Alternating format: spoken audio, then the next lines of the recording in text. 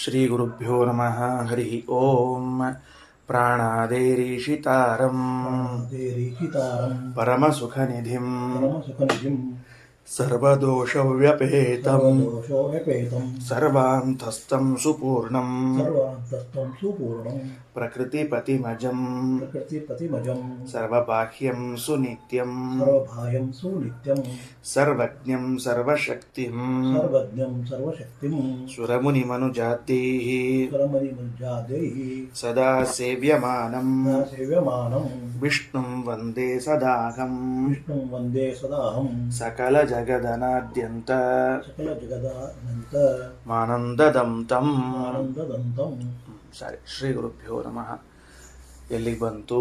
ಅಲ್ಲಿ ತೆಳಗೆ ಕೊನೆಗೆ 518ನೇ ಪೇಜ್ ಒಳಗೆ ಸ್ವರೂಪಜ್ಞಂ ತಥಾ ಹೇಯಂ ನಿತ್ಯಂ ಚ ಬ್ರಹ್ಮವೇತ್ತಿ ಯಃ ಸಮಗ್ರಭಾವಂ ಗಚ್ಚೇತ್ ಸ ತತ್ಪ್ರಸಾದಾನ್ನ ಸಂಶಯಃ ಇತಿ ಚ. ಹಿಂದಿನ ಪಾಠದಲ್ಲಿ ಹೇಳುವಾಗ ಬೇರೆ ಬೇರೆ ಅರ್ಥ ಮಾಡಲಿಕ್ಕೆ ಬರದೇ ಇದ್ದಾಗ ಮಾತ್ರ ಮೊದಲನೇ ವಾಕ್ಯ ಹಾಗೂ ಎರಡನೇ ವಾಕ್ಯಗಳು ವ್ಯಾಖ್ಯಾನ ವ್ಯಾಖ್ಯೆಯ ಭಾವ ಅಂತ ಹೇಳಬೇಕು. ಹಾಗೆ ಬೇರೆ ಅರ್ಥ ಮಾಡಲಿಕ್ಕೆ ಬರ್ತಿರುವಾಗ ವ್ಯಾಖ್ಯಾನ ವ್ಯಾಖ್ಯೆಯ ಭಾವ ಅಂತ ಹೇಳೋ ಅವಶ್ಯಕತೆ ಇಲ್ಲ. ಇದು ಒಂದು. ಇನ್ನು ಕೆಲವು ಸರ್ತಿ ಪುನರುಕ್ತಿ ಅಂತ ಬಂದಾಗ ಅದು ಅಭ್ಯಾಸ ಅಂತ ಹೇಳಿ ಪರಿಹಾರ ಮಾಡಿಕೊಳ್ತಾರೆ. ಹಾಗೂ ಯಾವಾಗ ಮಾಡಬೇಕು? ಅನ್ಯಾರ್ಥವನ್ನು ಹೇಳಿಕ್ಕೆ ಬರದೇ ಇದ್ದಾಗ ಪುನರುಕ್ತಿಯನ್ನು ಅಭ್ಯಾಸ ಅಂತ ಹೇಳಿ ಪರಿಹಾರ ಮಾಡಿಕೊಳ್ಬೇಕು.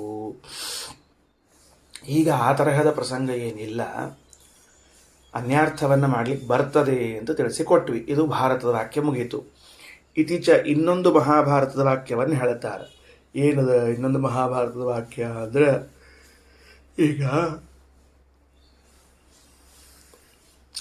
ಬೇರೆ ಅದ್ವೈತ ಮತ ರೀತಿಯ ವ್ಯಾಖ್ಯಾನವನ್ನು ಮಾಡುವುದಕ್ಕೆ ವ್ಯರ್ಥವನ್ನು ತೋರಿಸಿದ್ದೀರಿ, ನೀವು ವ್ಯರ್ಥತ್ವವನ್ನು ತೋರಿಸಿದ್ರಿ. ಇದು ಸರಿಯಲ್ಲ, ಹಿಂಗೆ ಮಾಡಬಾರ್ದು ಅಂತ ತಿಳ್ಕೊಂಡು ಹೇಳಿ. ಆಗ ನಮ್ಮ ಮೇಲೆ ಒಂದು ಆಕ್ಷೇಪ ಮಾಡ್ತಾರೋ ಏನಂತ, ಯಹ ಏವಂ ವೇದ ತದಾತ್ಮಾನಮೇವ ಅವೇತ್. ಪರಮಾತ್ಮನು ತನ್ನನ್ನು ತಾನು ತಿಳಿದುಕೊಂಡಿದ್ದಾನೆ ಅಂತನ್ನುವ ಒಂದು ಅಂಶ ಇದೆ ಅದರಲ್ಲಿ. ಇದನ್ನು ನಾವು ಹೇಳ್ತಾ ಬಂದಿದ್ದೇವೆ. ಅವ್ರ ಪ್ರಶ್ನೆ ಏನು, ಪೂರ್ವ ಪಕ್ಷದಲ್ಲಿದ್ದವ್ರ ಪ್ರಶ್ನೆ ಏನು ಅಂದರೆ, ಈಗ ನೀವು ಪರಮಾತ್ಮನನ್ನು ಅವನು ಅಹೇಯನಾಗಿದ್ದಾನೆ, ಗುಣಪೂರ್ಣನಾಗಿದ್ದಾನೆ, ಸದಾ ಅಸ್ತಿತ್ವೇನ ಮೇಯನಾಗಿದ್ದಾನೆ ಅಂತ ತಿಳಿದರೆ ನಿಮ್ಮ ಯೋಗ್ಯತೆಗೆ ತಕ್ಕಂತೆ ಪೂರ್ಣತಾ ಬರ್ತದ. ಇದಕ್ಕೊಂದು ಫಲ ಅದ. ಆದರೆ ಪರಮಾತ್ಮ ತನ್ನನ್ನು ತಾನು ಪೂರ್ಣ ಎಂದು ತಿಳಿದಿದ್ದಾನೆ ಅನ್ನುವ ಅಂಶ, ಅದರಿಂದ ಏನು ಫಲ ಅದ? ಅದರಿಂದ ನಿಮಗಂತರೂ ಏನು ಫಲ ಇಲ್ಲಲ್ಲ, ಆ ಅಷ್ಟಂಶ ವ್ಯರ್ಥ ಆಯ್ತಲ್ಲ ಅಂತ ಅವರ ಆಕ್ಷೇಪ. ಈಗ ಹೌದಾ, ನಾವು ವ್ಯಾಖ್ಯಾನ ಮಾಡಿದ್ವಿ ಪರಮಾತ್ಮ ತನ್ನನ್ನು ತಾನು ತಿಳಿದಿದ್ದಾನೆ ಅಂತ. ಅವರು ವ್ಯಾಖ್ಯಾನ ಮಾಡಿದರು ಜ್ಞಾನಿಯು ತನ್ನನ್ನು ಬ್ರಹ್ಮನೆಂಬುದಾಗಿ ತಿಳಿದಿದ್ದಾನೆ ಅಂತ. ಅದಕ್ಕೆ ನಾವಂದಿದ್ವಿ ಜ್ಞಾನಿಯು ಬ್ರಹ್ಮನನ್ನು ತಾನು ಬ್ರಹ್ಮನೆಂಬುದಾಗಿ ತಿಳಿದಿದ್ದಾನೆ, ಇದು ವ್ಯರ್ಥ, ಬೇಕಾಗಿಲ್ಲ ಅಂತ ಹಿಂಗೆ ಹೇಳಿದ್ವಿ. ಅದಕ್ಕೆ ಮತ್ತು ಹಂಗಿದ್ದ ಹೊತ್ತಿನೊಳಗೆ ಅದು ತಪ್ಪು ಅಂದಾಗ ಅವ್ರೇನಂತಾರೆ, ಇದು ಯಾಕೆ ತಪ್ಪಲ್ಲ ಅಂತ ಪ್ರಶ್ನೆ ಮಾಡ್ತಾರೆ. ನೀವು ಅಷ್ಟೇ, ಪರಮಾತ್ಮ ತನ್ನನ್ನು ತಾನು ತಿಳಿದುಕೊಂಡ ಪೂರ್ಣನೆಂಬುದಾಗಿ, ಇದೇನು ಅಂಶ ಬೇಕಾಗಿಲ್ಲ. ಬ್ರಹ್ಮಜ್ಞಾನಿಯಾದವನು ಬ್ರಹ್ಮನನ್ನು ತಾನು ಬ್ರಹ್ಮ ಎಂದು ತಿಳಿದುಕೊಂಡ ಅನ್ನೋದು ವ್ಯರ್ಥ. ಆದರೆ ಬ್ರಹ್ಮನು ತನ್ನನ್ನು ತಾನು ತಿಳಿದುಕೊಂಡ ಅಂತ ನೀವು ತಿಳಿದುಕೊಳ್ಳೋದು ವ್ಯರ್ಥನೇ ಅದ. ಎದಕ್ಕೆ ಬೇಕು ಅಂತ ಪ್ರಶ್ನೆ ಮಾಡಿದರೆ ಅದಕ್ಕೆ ಉತ್ತರ ಕೊಡ್ಲಿಕ್ಕೆ ಹೊರಟರೆ ಈ ಶ್ಲೋಕ ಮಹಾಭಾರತದಲ್ಲಿ ಹೀಗೆ ಬಂದಿದೆ ಅಂತೆ. ಸ್ವರೂಪಜ್ಞಂ ತಥಾ ಅಹೇಯಂ ನಿತ್ಯಂಚ ಬ್ರಹ್ಮವೇತ್ತಿ ಯಃ ಸಮಗ್ರಭಾವಂ ಗಚ್ಚೇತ್ ಸ ತತ್ಪ್ರಸಾದಾನ್ನ ಸಂಶಯಃ ಇತಿ ಚ. ಇದು ಬರೇ ಮೂರಂಶದಿಂದ ಕೂಡಿದ ಜ್ಞಾನ ಅಲ್ಲ.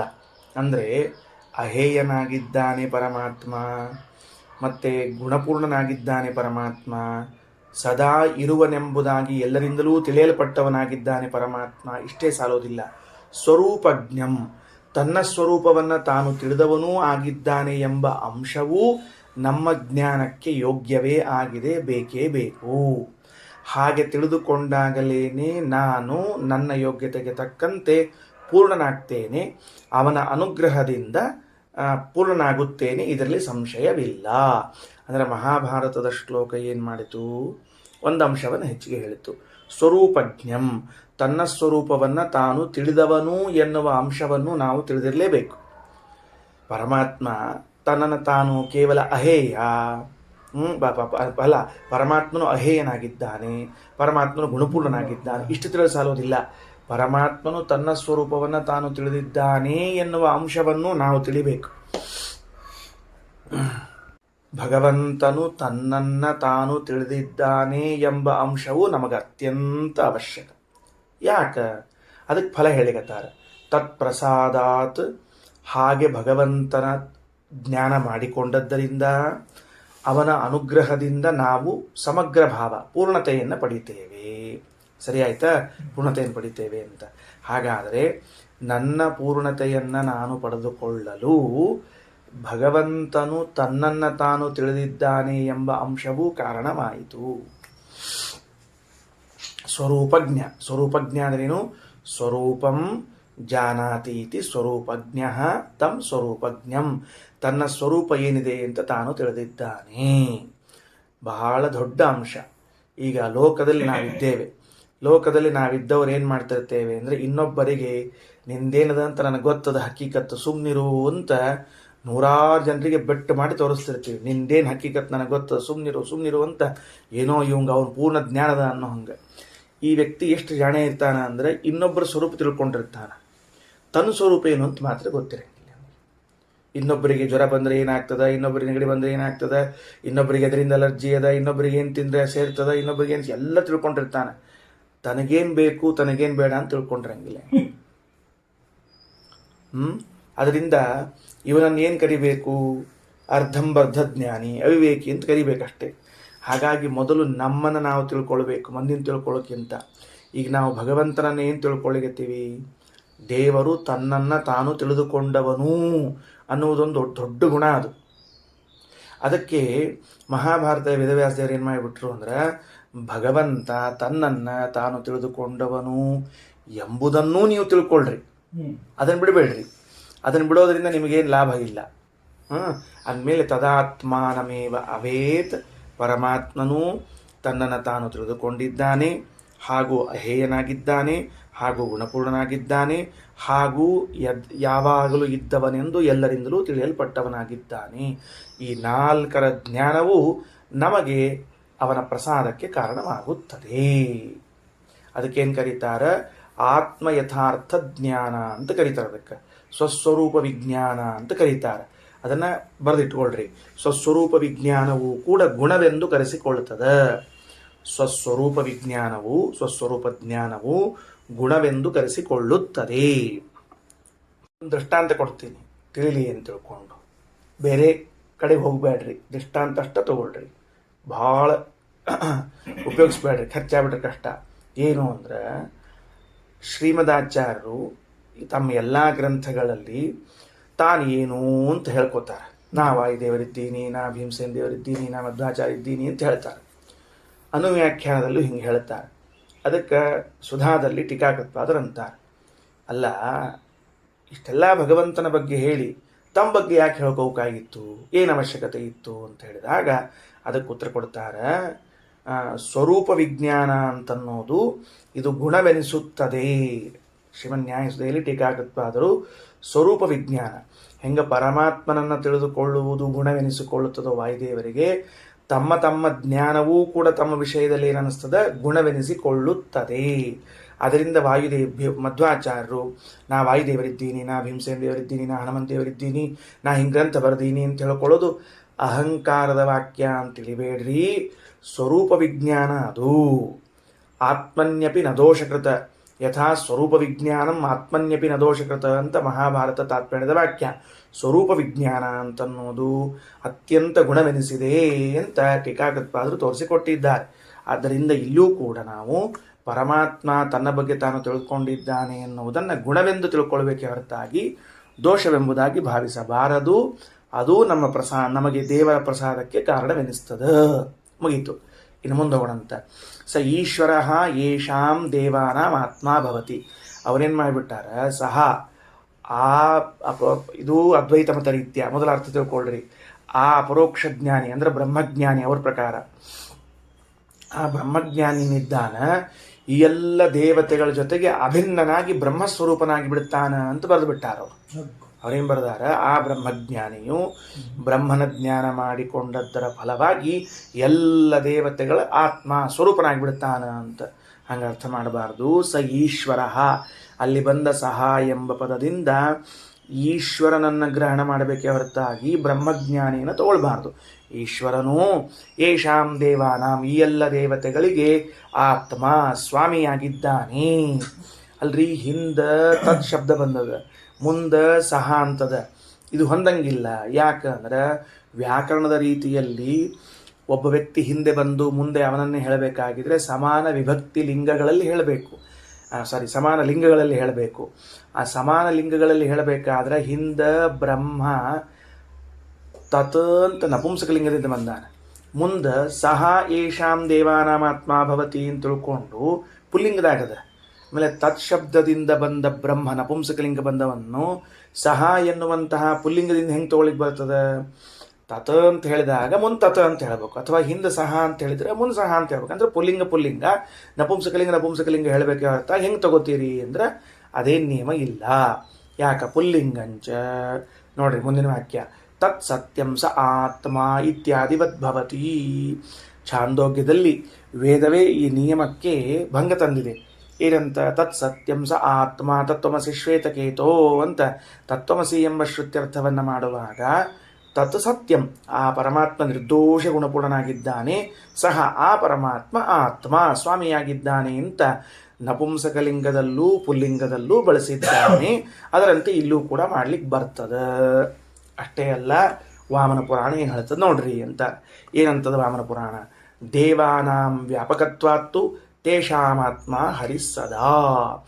ದೇವತೆಗಳಲ್ಲಿ ಸದಾ ವ್ಯಾಪ್ತನಾಗಿ ಇದ್ದಾನೆ ಪರಮಾತ್ಮ, ಆದ್ದರಿಂದ ಅವನಿಗೆ ಆತ್ಮ ಎಂದು ಕರೆಯುತ್ತಾರೆ.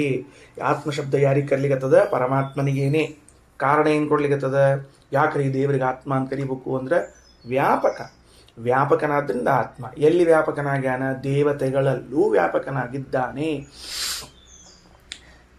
ಸಾಮಾನ್ಯವಾಗಿ ನಾವು ಪುರಾಣ ಹೇಳೋ ಕಾಲಕ್ಕೆ, ಪಾಠ ಹೇಳೋ ಕಾಲಕ್ಕೆ ಪರಮಾತ್ಮ ಜಗತ್ತಿನ ತುಂಬ ವ್ಯಾಪಿಸಿದ್ದಾನೆ ಇಷ್ಟೇ ಹೇಳ್ತೀವಿ.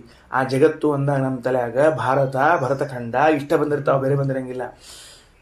ಲಕ್ಷ್ಮೀದೇವಿ, ವಾಯುದೇವರು, ಬ್ರಹ್ಮದೇವರು ಅವರ ದೇಹದ ತುಂಬ, ಅವರ ಸ್ವರೂಪದ ತುಂಬ ವ್ಯಾಪಿಸಿಕೊಂಡಿದ್ದ. ಅವ ಇಲ್ಲದೆ ಇರುವಂತಹದ್ದಿಲ್ಲವೇ ಇಲ್ಲ. ಅದಕ್ಕೆ ಹೇಳಿದ್ರು ದೇವಾನಾಂ ವ್ಯಾಪಕತ್ವಾತ್ತು ತೇಷಾಮಾತ್ಮ ಹರಿಸ್ಸದಾ ತಜ್ಞ ಪ್ರಿಯ ತತಸ್ತೇಷಾಂ ತಸ್ಯ ನಾಭೂತಿದಾಸ್ತತಃ. ತಜ್ಞ, ಅಂಥವನನ್ನು ತಿಳಿದುಕೊಂಡವರಿಗೆ ಪ್ರಿಯ, ದೇವತೆಗಳು ಪ್ರೀತಿ ಮಾಡ್ತಾರೆ. ಇವ ಹೆಂಗಿದ್ದಾನಿವ? ದೇವರು ನಮ್ಮಲ್ಲೆಲ್ಲ ವ್ಯಾಪಿಸಿಕೊಂಡಿದ್ದಾನ ಅಂತ ತಿಳ್ಕೊಂಡ, ಗುಡ್ ಅಂಥೇಳಿ ಅವನ ಮೇಲೆ ಪ್ರೀತಿ ಮಾಡ್ತಾರೆ. ತೇಷಾಂ ತಸ್ಯ ನಾಭೂತಿದಾಸ್ತದ, ಅವನಿಗೆಂದು ಅಮಂಗಳವನ್ನು ಮಾಡುವುದಿಲ್ಲ. ಇತಿ ವಾಮನೆ, ಹೀಗೆ ವಾಮನ ಪುರಾಣದಲ್ಲಿ ಹೇಳಲಾಗಿದೆ. ಹಿಂದೆ ಬಂದ ವಿಷಯನೇ. ಅಂದ್ರೆ ಎರಡು ಮಾತು ಯಾಕೆ ಹೇಳಬೇಕಾಯಿತು ಅಂದ್ರೆ, ಅವ್ರು ಈ ಆಕ್ಷೇಪ ಮಾಡಿದ್ರು ನಮಗೆ.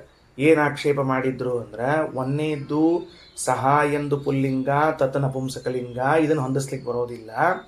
ಸಹ ಎಂಬ ಶಬ್ದದಿಂದ ಬ್ರಹ್ಮಜ್ಞಾನಿನ ತಗೊಳ್ಬೇಕು, ಬ್ರಹ್ಮನನ್ನಲ್ಲ ಅಂತ ಆಚಾರ್ಯ ಉತ್ತರ ಕೊಟ್ಟರು. ತತ್ ಸತ್ಯಂ ಸ ಆತ್ಮ ಅನ್ನುವಲ್ಲಿ ಛಾಂದೋಗ್ಯದಲ್ಲಿ ವೇದವೇ ಪುಲ್ಲಿಂಗ ನಪುಂಸಕಲಿಂಗಗಳ ಪ್ರಯೋಗ ಮಾಡಿ ತೋರಿಸೇದ ದೋಷ ಇಲ್ಲ. ಇನ್ನು ಆತ್ಮ ಅನ್ನೋ ಶಬ್ದಕ್ಕೆ ಅಭಿನ್ನ ಅಂತ ಅರ್ಥ ಮಾಡಬಾರ್ದು, ವ್ಯಾಪಕ ಸ್ವಾಮಿ ಅಂತ ಅರ್ಥ ಮಾಡಬೇಕು ಅನ್ನೋದಕ್ಕೆ ವಾಮನ ಪುರಾಣದ ವಾಕ್ಯವನ್ನು ತೋರಿಸಿದರು. ಇಷ್ಟು ವಿಷಯ. ಸರಿ, ನೆಕ್ಸ್ಟ್ ಮುಂದೋಗೊಂಡು ಬರ್ರಿ. ಏನಂತಾರೆ ಈಗ? ಅಲ್ಲಿ ಬಂದದ ಭಗವಂತ ಬೇರೆ, ಇವರು ಬೇರೆ ಅಂತ ಯಾರು ತಿಳ್ಕೋತಾರೋ ಅವ ಅಬದ್ಧ, ಅವ ತಪ್ಪು, ಅವ ಮನುಷ್ಯ ಪಶು ಅಂತ ಬೈದಾರ. ಅಲ್ಲಿ ನಾವು ಅನ್ಕೊಂಡಂಗ ಕೇವಲ ಅದ್ವೈತ ದರ್ಶನದ ನಿರಾಕರಣೆಯನ್ನು ಮಾಡಲಾಗ್ತಾ ಇದೆ ಅಂತ ಹಂಗೇನಿಲ್ಲ. ಅಲ್ಲಿ ತಾರ್ಕಿಕ ಮತ ನಿರಾಕರಣೆಯೂ ನಡೀತಾ ಇದೆ. ಇನ್ನೂ ಬೇರೆ ಬೇರೆ ದೇವತೆಗಳ ಉತ್ತಮತ್ವವನ್ನು ಹೇಳುವ ಮತಗಳ ನಿರಾಕರಣೆಯೂ ನಡೀತಾ ಇದೆ ಅಂತ ತಿಳ್ಕೊಳ್ರಿ. ತಗೊಳ್ರಿ, ವಾಕ್ಯ ತಗೊಳ್ರಿ. ಸರ್ವೇಭ್ಯೋ ಅನ್ಯಾಂ ವಿಲಕ್ಷಣಾಂ ದೇವತಾಂ, ಎಲ್ಲರಿಗಿಂತಲೂ ವಿಲಕ್ಷಣನಾಗಿದ್ದಾನೆ ಪರಮಾತ್ಮ. ಸರ್ವೇಭ್ಯೋ ಅನ್ಯಾಂ ವಿಲಕ್ಷಣಾಂ ದೇವತಾಂ, ವಾಸ್ತವಿಕವಾಗಿ ಭಗವಂತ ಎಲ್ಲರಿಗಿಂತಲೂ ವಿಲಕ್ಷಣನಾಗಿದ್ದಾನೆ. ಎಲ್ಲರಿಗಿಂತ ವಿಲಕ್ಷಣನಾಗಿದ್ದಾನೆ ಅಂತ ಇಷ್ಟಂಶ ತಿಳ್ಕೊಂಡ್ರೆ ಸಾಕು. ಆದರೆ ಇನ್ನು ಕೆಲವರು ಏನು ಮಾಡ್ತಾರೆ, ಸ್ವಗುಣೇಭ್ಯ ಅಹೇಯತ್ವಾದಿಭ್ಯಶ್ಚ ಅನ್ಯಾಮ್ಯ ಉಪಾಸ್ತೆ. ಯಾರಿಗೆ ನಿಂದನ ಮಾಡ್ಲಿಕ್ಕೆ ಇದು ವೇದ? ಭಗವಂತನು ಭಿನ್ನನಾದವನನ್ನ ಅಲ್ಲ, ಅಹೇಯತ್ವಾದಿ ಗುಣಗಳಿಂದ ವಿಶಿಷ್ಟನಾದ ಪರಮಾತ್ಮ ಅವ ಬೇರೆ. ಅವ ಸಗುಣ ಬ್ರಹ್ಮ, ಅವ ನಿರ್ಗುಣ ಬ್ರಹ್ಮ ಅಲ್ಲ. ನಿರ್ಗುಣ ಬ್ರಹ್ಮನಲ್ಲಿ ಅಹೇಯತ್ವಾದಿ ಯಾವ ಗುಣಗಳೂ ಇಲ್ಲ. ಅಹೇಯತ್ವಾದಿ ಗುಣಗಳು ಉಳ್ಳವನು ಸಗುಣ ಬ್ರಹ್ಮ ಅಂತ ಯಾರು ತಿಳ್ಕೊಂಡಾರೋ, ಇದು ಅದ್ವೈತ ಮತ ರೀತ್ಯ, ಅವರನ್ನು ನಿರಾಕರಣೆ ಮಾಡ್ತದೆ. ಇನ್ನು ತಾರ್ಕಿಕರು ಏನು ಮಾಡಿದ್ದಾರೆ ಅಂದ್ರೆ, ಭಗವಂತನನ್ನು ಒಪ್ಪುತ್ತಾರೆ, ಭಗವಂತನಿಗೂ ನಮಗೂ ಭೇದ ಅದ ಅಂತ ಒಪ್ತಾರೆ. ಇದ್ರ ಜೊತೆಗೆ ಇನ್ನೊಂದು ಭೇದ ಒಪ್ತಾರವ್ರು, ಏನು ಅಂದ್ರೆ ಭಗವಂತನಿಗೂ ಭಗವಂತನ ಗುಣಗಳಿಗೂ ಭೇದ ಒಪ್ತಾರವ್ರು. ಅದಕ್ಕೆ ಅವರ ನಿಂದನೆಯೂ ಇಲ್ಲ ಆಗ್ತಾ ಇದೆ, ಅರ್ಥಾತ್ ಅವರ ನಿರಾಕರಣೆಯೂ ಆಗ್ತಾ ಇದೆ ಅಂತ ಭಾವಿಸಬೇಕು. ಏನಾಯಿತು? ಎಲ್ಲರಿಗಿಂತ ವಿಲಕ್ಷಣನಾಗಿದ್ದಾನೆ ಪರಮಾತ್ಮ. ಅಂತಹ ಪರಮಾತ್ಮನು ಅಹೇಯತ್ವ, ಗುಣಪೂರ್ಣತ್ವ, ಸರ್ವದಾ ಅಸ್ತಿತ್ವೇನ ಮೇಯತ್ವ ಇವೇ ಗುಣಗಳನ್ನು ಉಳ್ಳವನಾಗಿದ್ದಾನೆ. ಇದು ವಾಸ್ತವಿಕವಾಗಿ ಇದ್ದ ಅಂಶ. ಒಂದು ದರ್ಶನ ಏನು ಮಾಡ್ತದೆ ಅಂದ್ರೆ, ಹಿಂಗೆ ಅಹೇಯತ್ವಾದಿ ಗುಣ ಉಳ್ಳವನು ಸಗುಣ ಬ್ರಹ್ಮ, ನಿರ್ಗುಣ ಬ್ರಹ್ಮ ಬೇರೆ ಅಂತ ಯಾರು ತಿಳ್ಕೋತಾರೋ ಅವ ಪಶು, ಧನ. ಇನ್ನು ಎರಡನೇದ್ದು, ಭಗವಂತನಿದ್ದಾನೆ, ವಿಲಕ್ಷಣನಾಗಿದ್ದಾನೆ, ಭಿನ್ನನಾಗಿದ್ದಾನೆ, ಜೊತೆಗೆ ಅವನು ತನ್ನ ಗುಣಗಳಿಗಿಂತಲೂ ಭಿನ್ನನಾಗಿದ್ದಾನೆ ಅಂತ ಯಾರು ತಿಳ್ಕೋತಾನಲ್ಲ ಅವನು ಪಶು, ಅವನು ಧನ. ಯಾಕೆ ಅಂದರೆ ಭಗವಂತನು ಗುಣಗಳಿಗಿಂತ ಭಿನ್ನನಲ್ಲ, ಭಗವಂತನೇ ಗುಣ, ಗುಣವೇ ಭಗವಂತ ಅಂತ ಅಭೇದ ಜ್ಞಾನ ಮಾಡಿಕೊಳ್ಳಬೇಕು.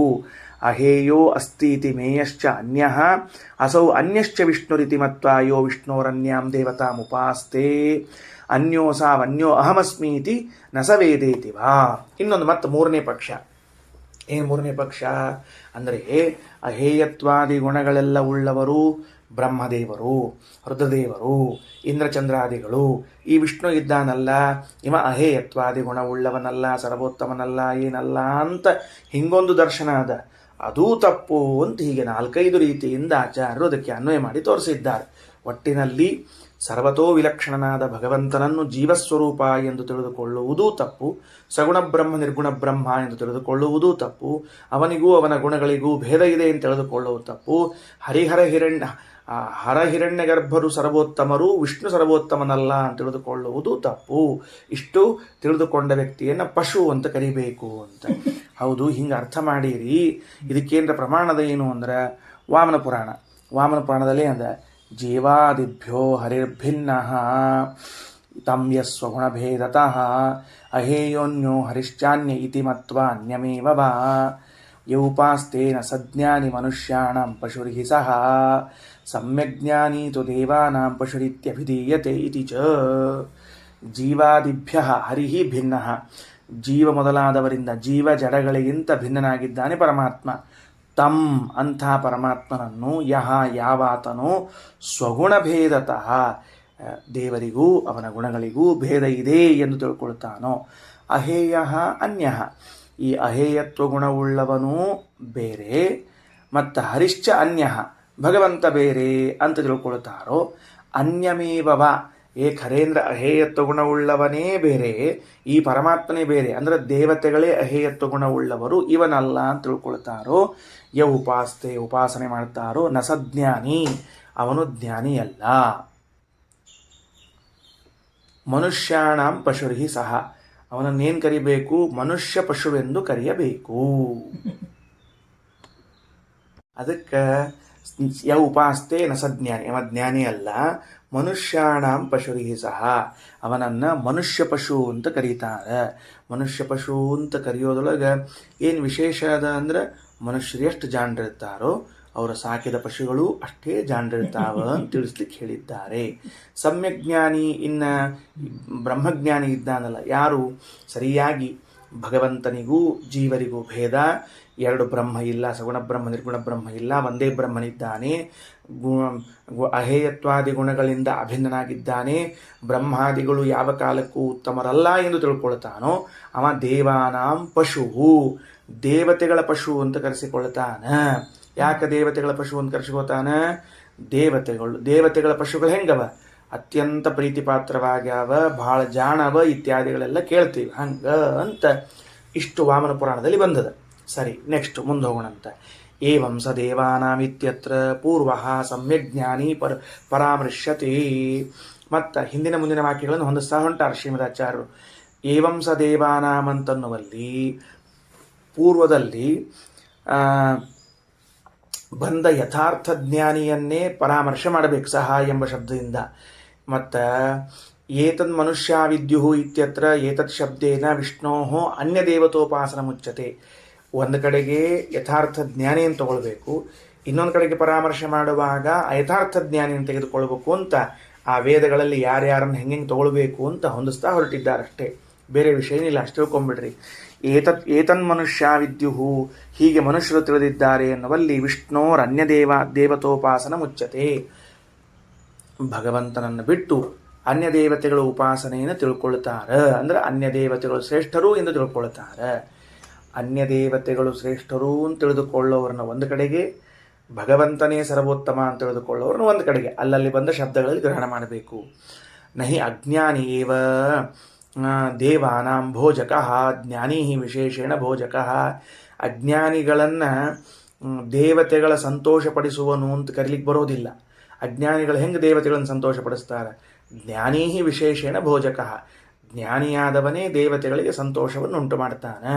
ನಾವು ಹೆಂಗೆ ತಿಳ್ಕೊಂಡಿರ್ತೀವಿ ಅಂದರೆ, ಅಲ್ಲಿ ಒಂದು ವಾಕ್ಯದಲ್ಲಿ ಅಜ್ಞಾನಿಗಳು ದೇವತೆಗಳ ಅಪ್ರೀತಿಗೆ ಪಾತ್ರರು ಅಂತ ಇಟ್ಕೊಳ್ಬೇಕು, ಜ್ಞಾನಿಗಳು ದೇವತೆಗಳಿಗೆ ಪ್ರೀತಿಗೆ ಪಾತ್ರರು ಅಂತ ಇಟ್ಕೊಳ್ಬೇಕು ಅಂತದ ಆ ವಿವರಣೆಯನ್ನು ಕೊಡ್ತಾ ಮುಂದುವರಟಿದ್ದಾರೆ. ಯಾಕೆ? ದೇವತೆಗಳು ಎಂದಾದರೂ ಅಜ್ಞಾನಿಗಳ ಮೇಲೆ ಪ್ರೇಮವನ್ನು ತೋರಿಸಿದ್ದು ಉಂಟಾ? ಇಲ್ಲವೇ ಇಲ್ಲ. ಜ್ಞಾನಿಗಳ ಮೇಲೆ ಪ್ರೇಮ ತೋರಿಸ್ತಾರೆ. ಯಾಕೆ ಜ್ಞಾನಿಗಳ ಮೇಲೆ ಪ್ರೇಮ ತೋರಿಸ್ತಾರೆ? ತಾವು ಯಾವ ಜ್ಞಾನವನ್ನು ಪಡೆದುಕೊಂಡು ಈ ಸ್ಥಿತಿಯಲ್ಲಿ ಉತ್ತಮವಾದ ಸ್ಥಿತಿಯಲ್ಲಿದ್ದಾರೋ ಅಂತಹ ವಿಷ್ಣುವಿನ ಸರ್ವೋತ್ತಮತ್ವವನ್ನು ತಿಳಿದ ವ್ಯಕ್ತಿಯ ಮೇಲೆ ಪ್ರೇಮ ತೋರಿಸ್ತಾರೆ.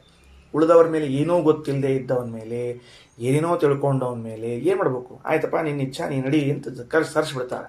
ಅದಕ್ಕೆ ಹೇಳ್ಯಾರ, ಅಥೋ ಅಯಂ ವಾ ಆತ್ಮ ಸರ್ವೇಷಾಂ ಭೂತಾನಾಂ ಲೋಕಃ ಇತಿ ವಚನಾತ್ ಏವಮಿತ್ ಸರ್ವೇಷಾಂ ಭೂತಾನಾಂ ಬ್ರಹ್ಮವಿಚ್ಚ ತತ್ರ ಉಚ್ಯತೆ ಪ್ರಸ್ತುತತ್ವಾತ್. ಇಷ್ಟೇ ಅಲ್ಲ, ಇದೇ ಬೃಹದಾರಣ್ಯಕದ ಮುಂದಿನ ಒಂದು ಘಟ್ಟದಲ್ಲೂ ಕೂಡ ಹೀಗೆಯೇ ಅಪರೋಕ್ಷ ಜ್ಞಾನಿಯ ಬಗ್ಗೆ ಪ್ರಶಂಸೆಯ ಮಾತುಗಳು ಬಂದಿವೆ. ಅಲ್ಲಿ ಹೇಳಿದಂತೆ ಇಲ್ಲೂ ಕೂಡ ನಾವು ಬ್ರಹ್ಮಜ್ಞಾನಿಯನ್ನೇ ಇಲ್ಲಿ ದೇವತಾ ಪಶು ಅಂತ ಅರ್ಥ ಮಾಡಿಕೊಳ್ಳಬೇಕು. ಏನಂತ ಬಂದದ? ಅಥೋ ಅಯಂ ವಾ ಆತ್ಮ ಸರ್ವೇಷಾಂ ಭೂತಾನಾಂ ಲೋಕಃ.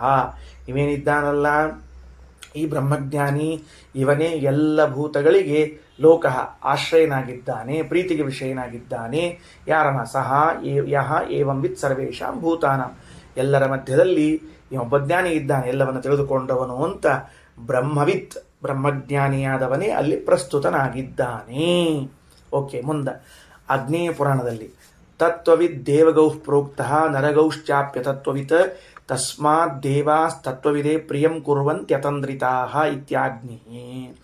ಅಗ್ನಿಪುರಾಣದ ಒಂದು ವಾಕ್ಯ ಚಂದದ.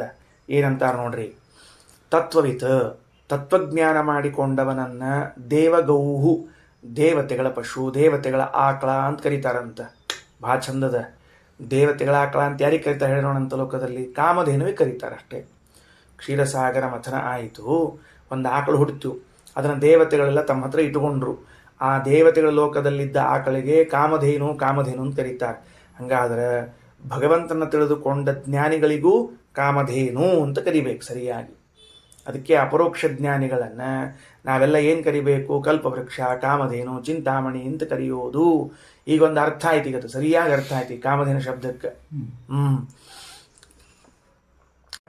ಜ್ಞಾನಿಗಳಿಗೇನು ಕಾಮಧೇನು ಅಂತ ದೃಷ್ಟಾಂತ ಕೊಟ್ಟಿದ್ದೀವೋ ಅದರ ಹಿನ್ನೆಲೆಯಲ್ಲಿ ಈ ಅಂಶವನ್ನು ತಿಳ್ಕೊಳ್ರಿ ಅಂತ ಅಗ್ನಿಪುರಾಣ.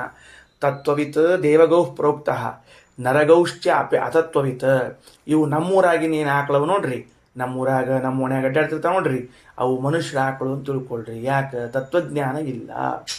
ಅಜ್ಞಾನಿಯನ್ನು ಅಕ್ಷರಶಃ ಶಾಸ್ತ್ರವು ದನ ಅಂತ ಬೈದು ತತ್ವಜ್ಞಾನಿಯನ್ನು ಕಾಮಧೇನು ಅಂತ ಕರೀತಾ ಇದೆ. ಎಂಥ ದೊಡ್ಡ ತತ್ವ ಇದು, ಎಂಥ ದೊಡ್ಡ ತತ್ವ. ಅದಕ್ಕೆ ನಾವು ಜ್ಞಾನಿಗಳ ಕಡೆ ಹೋದಾಗ ಎಲ್ಲೋ ಹೋಗಿವಿ ಅಂತ ತಿಳ್ಕೊಬಾರ್ದು, ತತ್ವಜ್ಞಾನಿಗಳ ಕಡೆ ಹೋಗಿದ್ದೀವಿ ಅಂತ ಇದು ಕಾಮಧೇನು ಕಡೆಗೆ ಹೋಗಿದ್ದೀವಿ ಅಂತ ತಿಳ್ಕೊಳ್ಬೇಕು. ಅದಕ್ಕೆ ಟೀಕಾಕೃತ್ಪಾದರ ಸ್ತೋತ್ರವನ್ನು ಮಾಡುವಾಗ ಯಸ್ಯ ವಾ ಕಾಮಧೇನುರ್ನಃ ಕಾಮಿತಾರ್ಥಾನ್ ಪ್ರಯಚ್ಛತಿ ಸೇವೇತಂ ಜೈ ಯೋಗೀಂದ್ರಂ ಕಾಮಬಾಣಚ್ಛಿದಂ ಸದಾ ಅಂತ ವಿಜೇಂದ್ರ ಸ್ವಾಮಿಗಳವರು ಟೀಕಾಕೃತ್ಪಾದರ ಮಾತು ಅಂದ್ರೆ ನಮಗೆ ಕಾಮಧೇನು ಇದ್ದಂತೆ ಅಂತ ಹೇಳ್ಕೊಂಡ. ಯಸ್ಯ ವಾ ಕಾಮಧೇನುರ್ನಃ, ಯಾಕೆ ಕಾಮಧೇನು ಕೇಳಿದ್ದೆಲ್ಲ ಕೊಡ್ತದೆ, ಅದಕ್ಕೆ ಕಾಮಧೇನು ಅಂತ. ಹಂಗೆ ಟೀಕಾಕೃತ್ಪಾದರ ವಾಕ್ಯಗಳು ಕಾಮಧೇನು ಅಂತ. ಶ್ರೀಮನ್ ನ್ಯಾಯ ಸುಧಾದೊಳಗೆ ಎಷ್ಟು ವಾಕ್ಯವ ಅಷ್ಟು ವಾಕ್ಯಗಳು ಒಂದೊಂದು ಕಾಮಧೇನು, ನೆನಪಿಟ್ಕೊಂಡ್ಬಿಡ್ರಿ. ಹೌದು. ಆದ್ದರಿಂದ ಟೀಕಾಕೃತ್ಪಾದರ ಒಂದೊಂದು ಮಾತುಗಳು ಅಥವಾ ಇಡಿಯಾದ ಗ್ರಂಥ ನಮಗೆ ಕಾಮಧೇನು ಅಂದ್ರೆ 21 ಗ್ರಂಥಗಳು, 21 ಕಾಮಧೇನುಗಳು ಅವರಲ್ಲಿರುವಂತಹದ್ದು. ದೇವೇಂದ್ರರೇ ಅದಕ್ಕೆ ದೃಷ್ಟಾಂತ. ಹೆಂಗೆ ದೇವೇಂದ್ರರ ಮನೆಯಲ್ಲಿ ಕಾಮಧೇನು ಇದೆಯೋ ಹಂಗೆ ನಮ್ಮ ಟೀಕಾಕೃತ್ಪಾದರ ಮನೆಗಳಲ್ಲಿ ಪೂರ್ಣ ಕಾಮಧೇನು. ಈಗ ಅವರು ವಾಕ್ ಕಾಮಧೇನು ಆದರೆ ಸ್ವತಃ ಅವರೇ ಕಾಮಧೇನು. ಯಾಕೆ? ಮೇಲಿರುವಂತಹ ಗರುಡಶೇಷ ರುದ್ರಾದಿ ದೇವತೆಗಳಿಗೆ, ಸೌಪರ್ಣಿ ವಾರುಣಿ ಪಾರ್ವತಿಯರಿಗೆ, ಸರಸ್ವತಿ ಭಾರತೀಯರಿಗೆ, ಬ್ರಹ್ಮವಾಯುಗಳಿಗೆ, ಲಕ್ಷ್ಮೀದೇವಿಗೆ ಅತ್ಯಂತ ಪ್ರೀತಿಪಾತ್ರರಾದ್ರಿಂದ ತತ್ವವಿತ್ ಏನಾಗ್ತಾರ? ತತ್ವವಿತ್ ದೇವಗೌಃ ಪ್ರೋಕ್ತಃ, ತತ್ವಜ್ಞಾನಿಯನ್ನ ಕಾಮಧೇನು ಅಂತ ಕರಿಬೇಕು ಅಂತ ಹೇಳಿದಂತೆ ಟೀಕಾಕೃತ್ಪಾದರೆ ಸ್ವತಃ ಕಾಮಧೇನುಗಳು ಅಂತ ಕರೆಸಿಕೊಳ್ತಾರೆ. ಇನ್ನ ನಮ್ಮಂಥವ್ರನ್ನೆಲ್ಲ ಏನು ಕರೀತಾರಪ್ಪ ಅಂದ್ರೆ ನರಗೌಶ್ಚಾಪ್ಯ ತತ್ವವಿತ್. ಅಲ್ರಿ ಆಚಾರ್ಯ ಇಷ್ಟು ದೊಡ್ಡ ಪುರಾಣ ಬರೆದಾರ ವೇದವ್ಯಾಸದೇವ್, ನಮ್ಮ ಬಗ್ಗೆ ಒಂದೆರಡು ಸಾಲು ಬರಿಬೇಕು ಬೇಡ, ಒಂದೆರಡರ ಸಾಲು ಬರಿಬೇಕು ಬೇಡ. ಬರ್ದಾರಪ್ಪಿ ನಿನ್ನ ಬಗ್ಗೆನೂ ಬರ್ದಾರ. ಏನಂತ ಬರ್ದಾರ? ಅಯೋಗ್ಯ, ನಿನಗೇನು ಕರಿಬೇಕು ಅಂತ ಹೇಳಿದ್ರೆ ದನ ಅಂತ ಕರಿಬೇಕು ಅಂತ ಬರ್ದಾರ. ತಸ್ಮಾತ್ ದೇವ, ಆದ್ದರಿಂದ ದೇವತೆಗಳು ತತ್ವವಿದೆ, ತತ್ವಜ್ಞಾನಿ ವಿಷಯದಲ್ಲಿ ಪ್ರಿಯಂ ಕುರುವಂತಿ, ಪ್ರೀತಿಯನ್ನ ಮಾಡ್ತಾರ. ಇಷ್ಟು ಗೊತ್ತದ. ಅದ ಹೊಸಾಂಶ ಏನು? ಅತಂದ್ರಿತಾಹ. ಅತಂದ್ರಿತಾಹ ಅಂದ್ರೆ ಆಲಸ್ಯ ರಹಿತರಾಗಿ ಬರೆದಿಟ್ಕೊಳ್ರಿ. ತಂದ್ರ ಅಂದ್ರೆ ಆಲಸ್ಯ, ಅತಂದ್ರಿತಾಹ ಅಂದ್ರೆ ಆಲಸ್ಯ ರಹಿತರಾಗಿ ಅಂತ ಅರ್ಥ. ಏನು ಒಂದು ಕ್ಷಣ ಆಲಸ್ಯ ಮಾಡಂಗಿಲ್ಲ. ತತ್ವಜ್ಞಾನಿಯ ಇವನು ಪ್ರೀತಿ ಮಾಡ, ಅವನಿಗೆ ಪ್ರಿಯ ಮಾಡಂತ, ಅವನಿಗೆ ಒಳ್ಳೇದು ಮಾಡಂತ ಅಂದಮೇಲೆ ಇದು ಅಗ್ನಿ ಪುರಾಣ ನಮಗೆ ಹೊಸ ಅಂಶ ಏನು ಹೇಳ್ತದೆ? ತತ್ವಜ್ಞಾನಿಯ ವಿಷಯದಲ್ಲಿ ದೇವತೆಗಳು ಆಲಸ್ಯವಿಲ್ಲದೆ ಮಂಗಳವನ್ನುಂಟು ಮಾಡ್ತಾರ, ಪ್ರಿಯವನ್ನುಂಟು ಮಾಡ್ತಾರ. ಹೊಸ ಅಂಶ ತಿಳಿದದ್ದು. ಅದಕ್ಕೆ ನಾವು ಕೂಡ ಏನಾದರೂ ಸ್ವಲ್ಪ ತತ್ವವನ್ನು ತಿಳಿದುಕೊಂಡ್ರೆ, ಸ್ವತಂತ್ರಂಚ ದ್ವಿವಿಧಂ ತತ್ವಮಿಷ್ಯತೆ ಅಂತ ತಿಳ್ಕೊಂಡ್ರೆ ಆ ತತ್ವಜ್ಞಾನದ ಫಲವಾಗಿ ದೇವತೆಗಳು ಕೂಡಲೇ ಅನುಗ್ರಹವನ್ನು ಮಾಡ್ತಾರೆ. ಉಪಾಯ ಗೊತ್ತಾಯ್ತಾ? ಈಗ ಉಪಾಯ ಗೊತ್ತಾಯ್ತಾ? ಇದನ್ನು ಸ್ವಲ್ಪ ಬೇರೆ ಬಣ್ಣ ಕೊಟ್ಟು ಹೇಳ್ತೀನಿ ನಿಮಗೆ. ಬೇರೆ ಬಣ್ಣ ಕೊಟ್ಟು, ಏನೋ ನಮಗೆ ಕಷ್ಟ ಆಗಿದೆ, ಏನೋ ತೊಂದರೆ ಆಗಿದೆ, ಏನೋ ಪ್ರಾಬ್ಲಮ್ ಅದ, ಈಗೇನು ಮಾಡ್ಬೇಕು? ನಾವು ಏನು ಮಾಡಬೇಕು ಅಂದ್ರೆ ಹೇಳ್ತಿರ್ತಾರಲ್ಲ, ಇಲ್ಲ ನಿಮಗೆ ಜಾತಕದ ಪ್ರಕಾರ ಶುಕ್ರ ಶನಿ ವಕ್ರ, ಆಮೇಲೆ ಅವ್ರ ವಕ್ರ ಇವ್ರ ವಕ್ರ, ಎಲ್ಲಾರ ವಕ್ರ ಕರೆಕ್ಟು, ನೀ ಹೇಳೋವರ ಸರಿ ಇದೆಯೋ ಇಲ್ಲೋ ಅದರ ಬೇಕಲ್ಲ, ಅವರೆಲ್ಲ ವಕ್ರ ಇರಲಿ, ನೀರ ಸೀದೆ ಇರಬೇಕಲ್ಲ ಮಹಾರಾಯ. ಹಾಗಾದರೆ ಸೂರ್ಯ ಸೋಮ ಮಂಗಳ ಚಂದ್ರ ಇವರೆಲ್ಲ ಏನೇನಿದ್ದಾರೆ, ಸೋಮ ಅಂದ್ರೆ ಚಂದ್ರ, ಬುಧ ಗುರು ಇವರೆಲ್ಲ ಏನಿದ್ದಾರಲ್ಲ ಇವರೆಲ್ಲ ದೇವತೆಗಳು. ಇವರು ನಮ್ಮ ವಿಷಯದಲ್ಲಿ ಸಿಟ್ಟು ಮಾಡಿಕೊಂಡ್ರೆ, ಉದಾಸೀನರಾಗ್ಯಾರ, ಬೇಸರ ಆಗ್ಯಾರ ಅಂದ್ರೆ ಅದನ್ನು ಪರಿಹಾರ ಮಾಡಬೇಕು ಅನ್ನೋದಕ್ಕೆ ಹೋಮ ಹವನ ಮಾಡೋದು ಹೆಂಗೆ ಮುಖ್ಯ ಅದನೋ, ಪ್ರದಕ್ಷಿಣೆ ನಮಸ್ಕಾರ ಎಷ್ಟು ಮುಖ್ಯವನೋ ಅಷ್ಟೇ ಮುಖ್ಯ ಭಗವಂತನ ಸರ್ವೋತ್ತಮತ್ವ ಜ್ಞಾನವನ್ನು ಮಾಡಿಕೊಡುವ ಸರ್ವಮೂಲಗಳ ಪಾರಾಯಣ. ಆ ಸರ್ವಮೂಲಗಳ ಪಾರಾಯಣವನ್ನು ಮಾಡಿದರೆ ನಾವು ತತ್ವವಿತ್. ಆಗ ಇಲ್ಲಿ ಬಂದಂತೆ ಅತಂತ್ರಿತಾಹ, ಬೇಗನೆ ನಮ್ಮ ಮೇಲೆ ಪ್ರೇಮವನ್ನು ತೋರಿಸ್ತಾರೆ. ನೋಡ್ರಿ, ಅಗ್ನಿ ಪುರಾಣದ ವಾಕ್ಯವನ್ನು ಹಿಂಗೆ ಅರ್ಥ ಮಾಡಿಕೊಳ್ಬೇಕು. ಏನೋ ಆಗಿದೆ ನಮ್ಮ ಜೀವನದಲ್ಲಿ ಸಮಸ್ಯೆ ಬಂದದ, ಪ್ರಾಬ್ಲಮ್ ಬಂದಾವ, ಬರಲಿ. ಎದಕ್ಕೆ ಬಂದಾವ ಅಂದ್ರೆ ಶನಿಗ್ರಹ, ಶುಕ್ರಗ್ರಹ, ಬುಧಗ್ರಹ, ಅಂಗಾರಕ ಗ್ರಹ ಈ ಗ್ರಹ ಎಲ್ಲ ಸರಿ. ಅವ್ರು ಯಾರ ಮೇಲೆ ಪ್ರೀತಿ ತೋರಿಸ್ತಾರೆ? ಬೇಗನೆ ಹೇಳಿನೋಣಂತ ತತ್ವಜ್ಞಾನಿಗಳ ಮೇಲೆ. ತತ್ವಜ್ಞಾನಿ ಎಲ್ಲಿಂದ ಆಗ್ತದೆ? ನಮ್ಮ ಶ್ರೀಮದಾಚಾರ್ಯ ಸರ್ವಮೂಲ ಗ್ರಂಥಗಳನ್ನು ಪಾರಾಯಣ ಮಾಡ್ಲಿಕ್ಕೆ ಶುರು ಮಾಡ್ರಿ, ಎಲ್ಲ ಪರಿಹಾರ ಮಾಡಿ ಹಾಕಿಬಿಡ್ತಾರೆ. ಬೇಗನೆ ಪ್ರೀತಿಯನ್ನು ಮಾಡ್ತಾರೆ. ಇದು ಸ್ವತಃ ಶ್ರೀಮದಾಚಾರ್ಯ ವಾಕ್ಯ, ನಮ್ದಲ್ಲ ವಾಕ್ಯ. ಅರ್ಥ ಅಷ್ಟೇ ನಮ್ದು, ಅಂದ್ರೆ ಶ್ರೀಮದಾಚಾರ್ಯ ಹೊಳಿಸಿದ್ದು, ಶ್ರೀಮದಾಚಾರ್ಯ ಹೇಳಿಸಿದ್ದಷ್ಟೇ. ತತ್ವವಿದ್ ದೇವಗೌಃ ಪ್ರೋಕ್ತೋ ನರಗೌಶ್ಚಾಪ್ಯ ತತ್ವವಿತ್ ತಸ್ಮಾತ್ ದೇವಾಹ ತತ್ವವಿದೇ ಪ್ರಿಯಂ ಕುರ್ವಂತ್ಯತಂದ್ರಿತಾಹ ಇತಿ ಆಜ್ಞೆ. ಮುಂದೆ ನೋಡ್ರಿ, ತಸ್ಯ ನ ದೇವಾಶ್ಚ ನಾಭೂತ್ಯ ಈಶತೆ ಇತಿ ದೇವಾನಾಂ ತತ್ವಜ್ಞಾನಂ ಪ್ರಿಯಮಿತ್ಯುಕ್ತಂಚ. ಅವರಿಗೆ ಮನಸ್ಸೇ ಬರೋದಿಲ್ಲಂತೆ. ತತ್ವಜ್ಞಾನಿ ಹೆಂಗ್ರಿ ಕೆಟ್ಟ ಮಾಡೋದು? ಅವನಿಗೆ ಹೆಂಗ್ರಿ ಕೆಟ್ಟ ಮಾಡೋದು? ಅವನಿಗೆ ಅಮಂಗಳ ಮಾಡೋದು ಬೇಡ, ಅಮಂಗಳ ಮಾಡ್ಲಿಕ್ಕೆ ಮನಸ್ಸೇ ಬರೋದಿಲ್ವಂತೆ. ತಸ್ಯ ನ ದೇವಾಶ್ಚ ನಾಭೂತ್ಯ ಈಶತೆ ಇತಿ ದೇವಾನಾಂ ತತ್ವಜ್ಞಾನಂ ಪ್ರಿಯಮಿತ್ಯುಕ್ತಂ ಚ. ಅದರಿಂದ ಏನು ಹೇಳ್ದಂಗಾಯಿತು, ದೇವತೆಗಳಿಗೆ ತತ್ವಜ್ಞಾನ ಬಲುಪ್ರಿಯ. ದೇವತೆಗಳಿಗೆ ತತ್ವಜ್ಞಾನ ಬಲುಪ್ರಿಯ. ಯಾರು ತತ್ವಜ್ಞಾನ ಮಾಡಿಕೊಂಡಿದ್ದಾರೋ ಅವರಿಗೆ ಅಮಂಗಳ ಮಾಡೋದಿಲ್ಲ ಅಂದರೆ ತತ್ವಜ್ಞಾನ ಅವರಿಗೆ ಪ್ರಿಯವಾಯಿತು. ಹಾಗಾದರೆ ನಾವೇನು ತಿಳ್ಕೊಳ್ಬೇಕು ಅಂದರೆ ತತ್ವಜ್ಞಾನ ದೇವತೆಗಳಿಗೆ ಪ್ರಿಯ ಅಂತ ತಿಳ್ಕೊಂಡ್ರೆ ಸಾಕು, ಅದರಿಂದ ನಮ್ಮ ಕಾರ್ಯವಾಗ್ತದೆ. ಈಗ ಮುಂದೆ ಇನ್ನೊಂದು ವ್ಯಾಖ್ಯಾನ ಮಾಡಿದ್ರು ಅವರು, ಏನಂತ, ಸೈದಂ ಸರ್ವಂ ಭವತಿ ಅಂತ ಹೇಳಿದಾಗ ಅಲ್ಲಿ ವೇದದಲ್ಲಿ ಬಂದದ ಸೈದಂ ಸರ್ವಂ ಭವತಿ ಅಂತ. ಅದಕ್ಕೆ ನಾವೇನು ಅರ್ಥ ಬರೆದಿದ್ವಿ, ಆ ಅಪರೋಕ್ಷ ಜ್ಞಾನಿಯು ಯೋಗ್ಯತೆಯಂತೆ ಪೂರ್ಣನಾಗುತ್ತಾನೆ ಅಂತ ನಮ್ಮ ಅರ್ಥ. ಅವರೇನು ಮಾಡಿದ್ರು ಅಂತಂದ್ರೆ ಸೈದಂ ಸರ್ವಂ ಭವತಿ ಅಂತಂದಾಗ ಬ್ರಹ್ಮಜ್ಞಾನದಿಂದ ಅವನು ತಾನು ಇಷ್ಟೊತ್ತು ಅಸರ್ವ, ನಾ ಎಲ್ಲ ಅಲ್ಲ ಅಂತ ತಿಳ್ಕೊಂಡಿದ್ದ. ಯಾವಾಗ ಬ್ರಹ್ಮಜ್ಞಾನ ಬಂತೋ ಆವಾಗ ನಾ ಎಲ್ಲ ಅಲ್ಲ ಅನ್ನೋದು ತಪ್ಪು, ನಾನೇ ಎಲ್ಲ ಆಗಿದ್ದೀನಿ ಅಂತ ತಿಳಿದುಕೊಂಡ ಅಂತ ಅರ್ಥ ಬಂತು. ಹಿಂಗೆ ಮಾಡಿದ್ರೆ ಇದನ್ನು ಹೇಳಿನಿ, ಪಾಠದ ಹೇಳಿನಿ. ಸೈದಂ ಸರ್ವಭವತ್ ಅಂತ ತಿಳಿದುಕೊಂಡು ಹಂಗಾರೆ ಏನಾಯ್ತು ಅಂದರೆ ಇದು ನಾನು ಎಲ್ಲವೂ ಅಲ್ಲ ಅಂತ ಮೊದಲು ತಿಳಿದಿದ್ದ, ಜ್ಞಾನ ಬಂದುಕೊಂಡು ಎಲ್ಲವೂ ನಾನೇ ಅಂತ ತಿಳಿದ ಅಂತ ಇದಕ್ಕೆ ಅರ್ಥ. ಸರಿಯಾ? ಇದ್ರ ಕೆಳಗೆ ಇದೇನು ಹಿಂಗೆ ಬರ್ಕೊಂಡಿದ್ದೀವಲ್ಲ, ಇದರ ಅರ್ಥ ಇನ್ನೊಂದು ಅವ್ರೇನು ಮಾಡ್ಯಾರ ಅಂದರೆ, ಈ ಪ್ರಪಂಚವು ಅವಿದ್ಯೆಯಿಂದ ನಿರ್ಮಾಣವಾದದ್ದು, ಅಜ್ಞಾನದಿಂದ ಕಲ್ಪಿತವಾದದ್ದು. ಈ ಜಗತ್ತೇನದಲ್ಲ, ಈ ಜಗತ್ತು ಇದು ಅಜ್ಞಾನ ಕಲ್ಪಿತ. ಈ ಅಜ್ಞಾನ ಕಲ್ಪಿತವಾದ ಜಗತ್ತು ಬ್ರಹ್ಮಜ್ಞಾನದಿಂದಾಗಿ ನಾನೇ ಬ್ರಹ್ಮನೆಂಬುದಾಗಿ ಜ್ಞಾನ ಮಾಡಿಕೊಂಡಾಗ ಅದು ಹೊರಟೋಯಿತು. ಅಂದರೆ ಅವ್ರ ಪ್ರಕಾರ ಹಗ್ಗದಲ್ಲಿ ಹಾವು ಆರೋಪಿತವಾಗಿತ್ತು, ಲೈಟ್ ಹಚ್ಚಿದ ಕೂಡಲೇ ಆ ಹಾವು ಹೊರಟೋಯಿತು ಅನ್ನಂಗೆ ಬ್ರಹ್ಮಜ್ಞಾನ ಮಾಡಿಕೊಂಡು ಕೂಡಲೇ ಈ ಜಗತ್ತು ಹೊರಟೇ ಹೋಯಿತು. ಆದ್ದರಿಂದ ಈ ಜಗತ್ತು ಸುಳ್ಳಾದ ಈ ಜಗತ್ತು ಹೊರಟು ಹೋಗ್ತದೆ ಅಂತ ಹಿಂಗೆ ಅರ್ಥ ಬರೆದಾರವರು. ಅದರ ನಿರಾಕರಣೆ ಮಾಡ್ಲಿಕ್ಕೆ ಮುಂದಿನ ವಾಕ್ಯಗಳು, ಅಸತ್ಯಂ ಅಪ್ರತಿಷ್ಠಂತೆ ಜಗದಾಹುರನೀಶ್ವರಂ. ಬ್ರಹ್ಮಜ್ಞಾನದಿಂದ ನಿವೃತ್ತವಾಗ್ತದ ಅಂತ ಅಂದುಬಿಟ್ರೆ, ಈಗ ನೋಡ್ರಿ, ಶುಕ್ತಿಯಲ್ಲಿ ಆರೋಪಿತವಾದ ರಜತ ಇರ್ತದಲ್ಲ, ಬೆಳ್ಳಿ, ಇದಂ ರಜತಂ ಅನ್ನೋದು, ಅದು ಹೆಂಗೆ ಹೋಗ್ತದೆ? ಶುಕ್ತಿ ಜ್ಞಾನದಿಂದ ರಜತ ಹೊರಟು ಹೋಗ್ಬಿಡುತ್ತೆ. ಕಪ್ಪೆ ಚಿಪ್ಪೋದ ಬೆಳ್ಳಿ ನಡಿ ಅಂಥೇಳಿ ಬೆಳ್ಳಿನ ಹೋಗಿಸ್ಬಿಡ್ತೀವಿ. ಬೆಳ್ಳಿ ಯಾವಾಗ ಹೋಯಿತು? ಶುಕ್ತಿ ಜ್ಞಾನದಿಂದ. ಹಂಗೆ ಈ ಜಗತ್ತು ಯಾವಾಗ ಹೋಗ್ತದೆ? ಬ್ರಹ್ಮಜ್ಞಾನದಿಂದ. ಅಂದ್ರೆ ಅವ್ರ ಪ್ರಕಾರ ಏನು? ಜಗತ್ತು ಸುಳ್ಳು, ಅದಕ್ಕೆ ಜ್ಞಾನ ಮಾಡಿಕೊಂಡಾಗ ಈ ಜಗತ್ತು ಹೊರಟು ಹೋಗ್ತದ ಅಂತ. ಕೃಷ್ಣ ಅಂದಾನ, ಅಸತ್ಯಂ ಅಪ್ರತಿಷ್ಠಂತೆ ಜಗದಾಹುರನೀಶ್ವರಂ. ಕೆಲವರು ದುಷ್ಟರಿದ್ದಾರೆ ಲೋಕದಲ್ಲಿ, ಹೇಳ್ತೀನಿ ಕೃಷ್ಣ ಅರ್ಜುನ, ಈ ಜಗತ್ತಿಗೆ ಯಾರೂ ದೇವರಿಲ್ವಂತೆ, ನೀವು ನೋಡಿಕೊಳ್ಳಿಕ್ಕೆ ಸೃಷ್ಟಿ ಮಾಡಲಿಕ್ಕೆ ಯಾರೂ ಇಲ್ವಂತೆ, ಇದು ಅಸತ್ಯ ಅಂತೆ, ಇದು ಅಪ್ರತಿಷ್ಠ ಅಂತೆ, ಇದು ಸ್ಥಿರವಲ್ಲಂತೆ, ಇದು ನಾಶವಾಗ್ತದಂತೆ ಅಂತ ಹೇಳಿದ್ದಾರಲ್ಲ, ಅವ್ರನ್ನ ಏನಂತ ಹೇಳಪ್ಪ ಅಂತ ಆಸುರರ ಲಕ್ಷಣವನ್ನು ಹೇಳುವಾಗ ಈ ಮಾತನ್ನ, ಅಸುರ ಲಕ್ಷಣಗಳನ್ನು ಹೇಳುವಾಗ ಈ ಮಾತನ್ನ. ಆದ್ದರಿಂದ ನಾವೇನು ಮಾಡಬೇಕು ಅಂದರೆ ಯಾವುದೇ ಕಾರಣಕ್ಕೂ ಈ ವಾದವನ್ನು ಒಪ್ಪಬಾರದು. ಮುಂದೆ ಎಚ್ಚಿಕೇತ ಸತ್ಯಮಿತ, ಭಗವಂತ ಏನನ್ನ ಮಾಡಿದ್ದಾನೋ ಅದು ಸತ್ಯವೇ ಆಗೇದ, ತನ್ನ ಮೋಘಂ, ಅದು ಸುಳ್ಳಲ್ಲ.